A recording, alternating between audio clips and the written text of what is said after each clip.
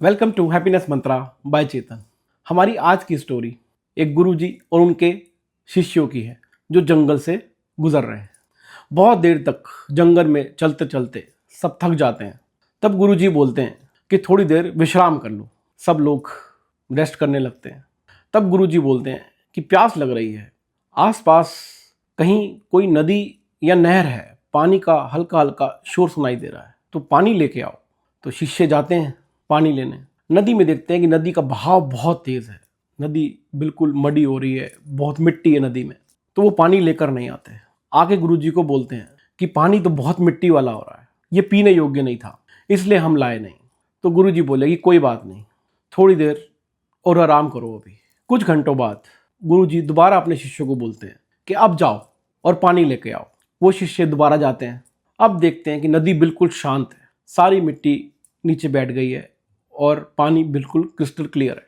वो पानी लेके जाते हैं गुरुजी के पास और गुरुजी को बोलते हैं कि अब तो पानी बिल्कुल साफ है, अब बिल्कुल मिट्टी नहीं पानी में।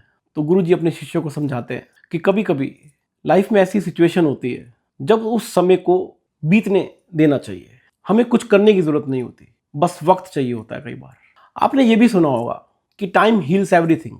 इसका मतलब ये बिल्कुल नहीं है कि टाइम के साथ हमारा जो लॉस हुआ है या जो सिचुएशन हमारे पास आई है, कठिन सिचुएशन, वो बिल्कुल ठीक हो गई, या जो हमारा लॉस है वो रिकवर हो जाएगा। चाहे वो हमारा पर्सनल हो, इमोशनल हो, कोई ऐसा इंसान जो हमारा बहुत प्यारा है और लाइफ में हमसे दूर हो गया है, हो सकता है कि हम वापस उसको ना पा पाए, लेकिन टाइम के साथ धीरे धीरे हमें वो स्ट्रेंथ मिलती है उस लॉस को सहन करने की।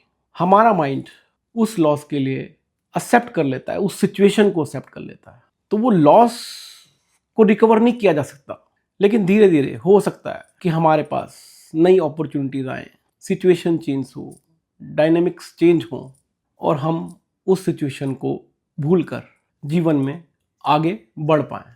इसीलिए कहते हैं कि वक्त में बहुत ताकत होती है और वक्त बड़े बड़े घाव को भी मरहम लगा सकता है। अगर आपको इस स्टोरी से कुछ लर्निंग मिली हो तो प्लीज़ लाइक करिए, कमेंट करिए और चैनल को सब्सक्राइब करिए।